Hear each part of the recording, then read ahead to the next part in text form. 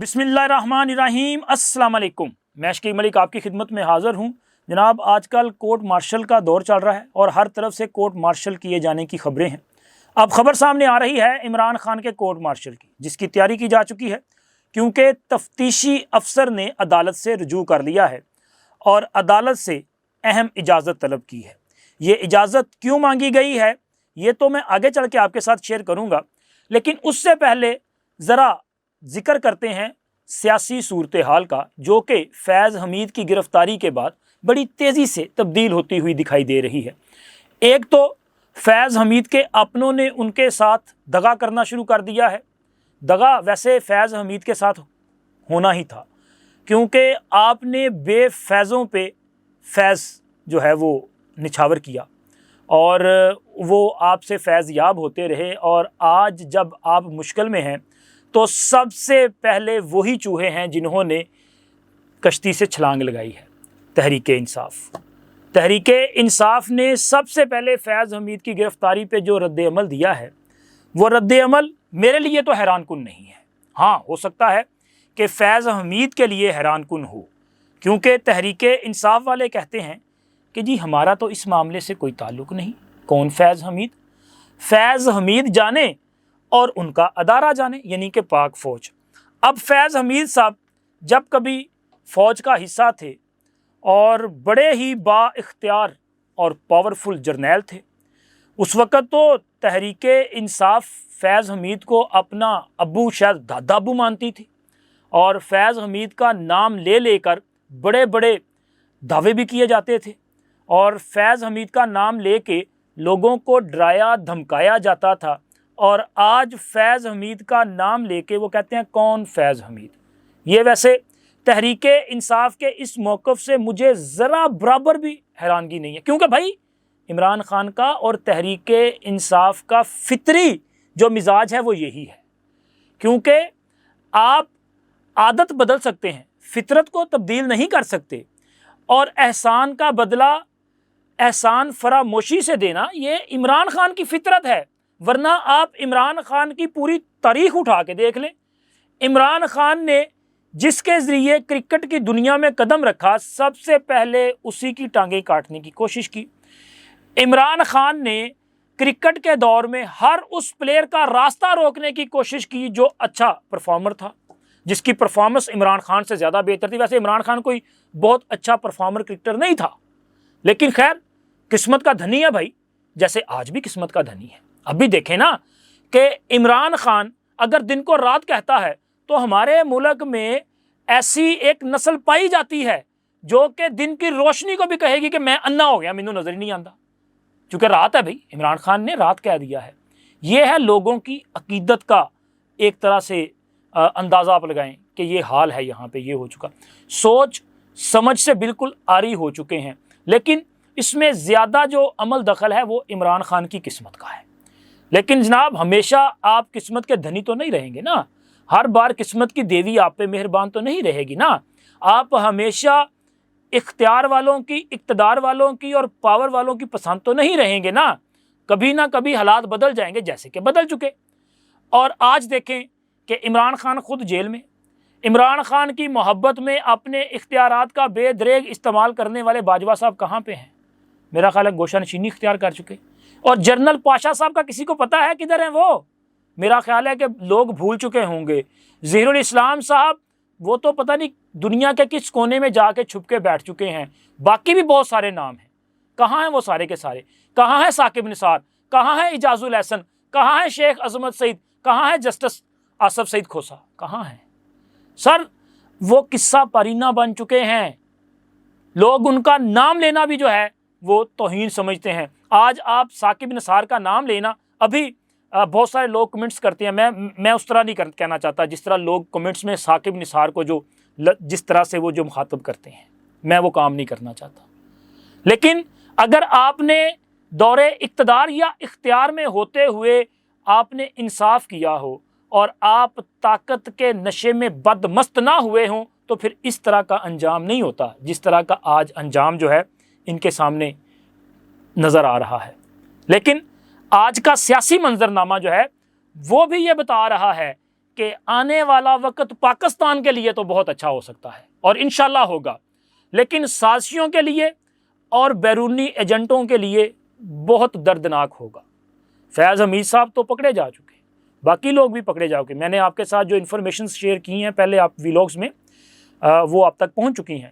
اب عمران خان کا نمبر بھی ہے، اور عمران خان کا نمبر دیکھتے ہوئے اس کی اپنی جماعت کے جو رہنما ہیں انہوں نے اپنی اڑانے بھرنے کی تیاری شروع کر لی ہے۔ ایک تو تحریک انصاف کے اراکین اسمبلی کے حوالے سے جو انفارمیشنز آ رہی ہیں ان کے مطابق ایک بڑی تعداد میں قومی اسمبلی اور صوبائی اسمبلیوں کے ممبران وہ تحریک انصاف سے اپنے سیاسی راستے جدا کرنے کے حوالے سے تقریباً فیصلہ کر چکے ہیں، کیونکہ رابطے کیے جا رہے ہیں مختلف پولیٹیکل پارٹیز کے ساتھ۔ اور اس وقت جو موجودہ سچویشن ہے اس میں وہ آزاد حیثیت میں ہے، میجورٹی آزاد حیثیت میں، بہت کم ہے۔ ٹوٹل جو میرا خیال ہے کہ جو اراکین اسمبلی تھے قومی اور صوبائی اسمبلیوں کے، یہ کوئی 250 کے قریب بنتے ہیں، 240 سے زیادہ ہیں اور 250 سے کچھ کم ہیں، اور ان میں سے کوئی 100 سے کم ہیں، 90 سے زیادہ اور 100 سے کم ہیں جو تحریک انصاف ہے، باقی سارے کے سارے آزاد ہیں۔ اور یہ جو آزاد ہیں نا، یہ اب دیگر پولیٹیکل پارٹیز کے ساتھ رابطے میں ہیں، اور اسی طرح یہ جو گرینڈ اپوزیشن الائنس بنایا جا رہا ہے اور اس کے لیے جو ملاقاتیں اور مختلف مشاورت چل رہی ہے، جس کے لیے جناب آج کل محمد علی درانی صاحب بڑے ایکٹیو دکھائی دیتے ہیں۔ ویسے محمد علی درانی صاحب بھی نا بڑا عجیب قسم کا کریکٹر ہے، مطلب از خود ہی وہ اپنے آپ کو اہمیت دینے کی کوشش کرتے رہتے ہیں۔ اس سے پہلے وہ کبھی شہباز شریف سے ملاقات کے لیے جیل جایا کرتے تھے، کبھی اور لوگوں کے ساتھ ملاقاتیں کرتے تھے، اور یہ تاثر دینے کی کوشش کرتے ہیں کہ ان کو طاقتوروں کی آشیرواد حاصل ہے۔ وہی کام کرتے ہیں جو شیخ رشید کیا کرتے ہیں، لیکن شیخ رشید کا مزاج کچھ اور تھا، طریقہ واردات کچھ اور تھا، یہ کسی اور طرح سے کام کرتے ہیں اور یہ تاثر دینے کی وہی کوشش کرتے ہیں جو شیخ رشید تاثر دیا کرتا تھا۔ لیکن ان کا ان کے ساتھ کوئی تعلق نہیں ہے، ٹھیک ہے نا۔ یہ جو کچھ کیا جا رہا ہے نا، وہ صرف اپنی ہی پروجیکشن کے لیے کیا جا رہا ہے۔ اور ابھی یہ جو ایک اجلاس منعقد کیا گیا جس میں محمود اچکزئی صاحب، مولانا فضل الرحمان صاحب، اسد کیسر صاحب، عمر ایوب صاحب، لیاقت بلوچ صاحب اور دیگر لوگ جو ہیں جس میں شریک ہوئے، اور اس اجلاس کے حوالے سے تحریک انصاف نے یہ دعویٰ کیا کہ جی مولانا فضل الرحمان بھی جو ہیں وہ اپوزیشن اتحاد کا حصہ بن چکے ہیں، لیکن مولانا صاحب نے اس حوالے سے کوئی اعلان نہیں کیا، کسی قسم کی کوئی یقین دہانی نہیں کروائی۔ اور مولانا کی جماعت کے ایک اہم رہنما سے میری بات چیت ہوئی تو انہوں نے بھی کہا کہ جناب اتنے میں اگر وہ خوش ہوتے ہیں تو ہونے دیں، ہمارا کیا جا رہا ہے، جب ہم کوئی فیصلہ کریں گے تو کیا ہمیں اس کو اناؤنس کرنا نہیں آتا، ہم اناؤنس کر دیں گے۔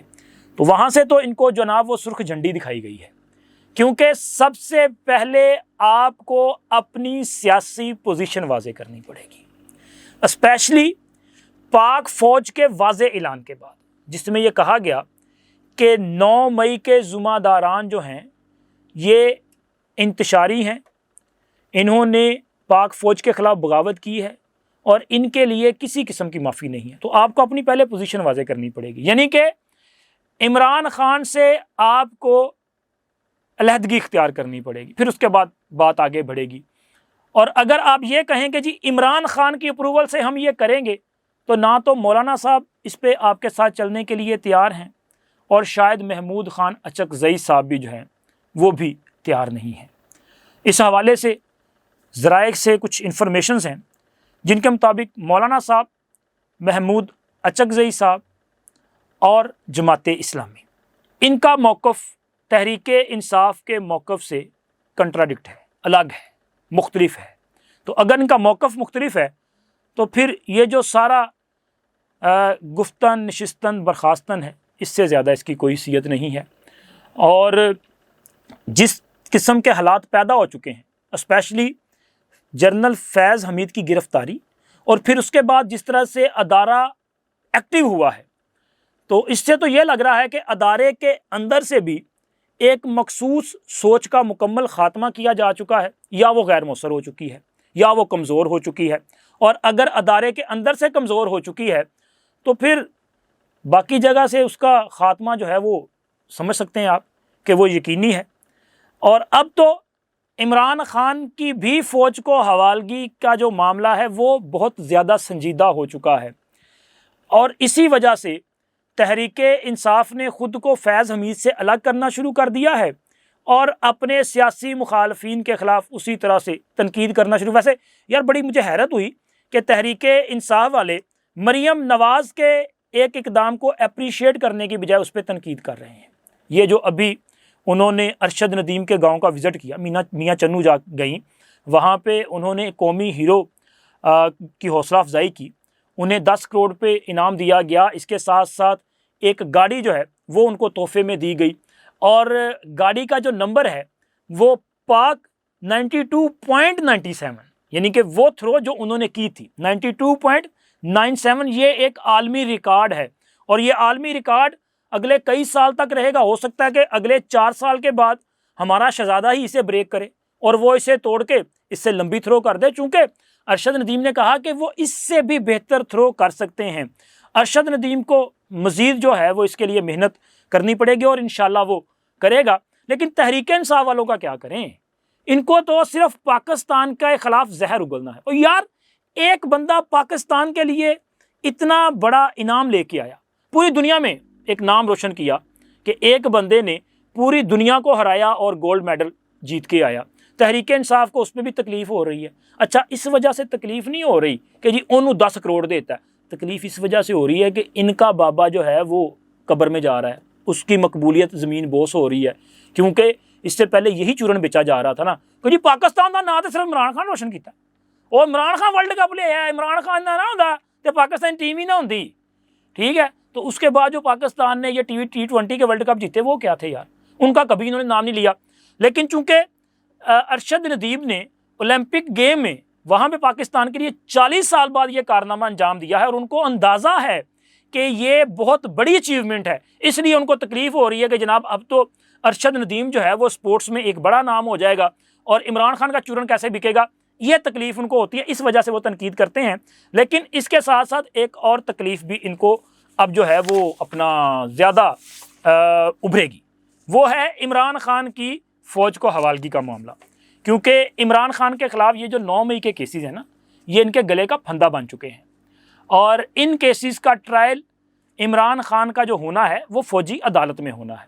اس حوالے سے اصولی فیصلہ کیا جا چکا ہے، انتظار صرف کیا جا رہا ہے یہ جو 190 ملین پاؤنڈ کیس ہے اس کا فیصلہ ہونے کا۔ جیسے ہی فیصلہ ہوگا دیکھیے گا عمران خان کو لینے والے آ جائیں گے، جس طرح وہ فیض حمید صاحب کو نہیں لے کے گئے تھے، بالکل عمران خان کو بھی اسی طرح لے جائیں گے۔ لیکن اس طرف معاملہ مزید ایک سٹیپ آگے بڑھ چکا ہے، کیونکہ یہ جو 9 مئی کے 12 مقدمات ہیں، اس میں تفتیشی افسر نے انسداد دہشت گردی عدالت میں ایک درخواست دائر کی ہے، جس میں کہا گیا ہے کہ جی وہ عمران خان کا فوٹوگرامٹک ٹیسٹ اور وائس میچنگ ٹیسٹ کروانا چاہتے ہیں۔ اب یہ ٹیسٹ کروانے کیوں ضروری ہے؟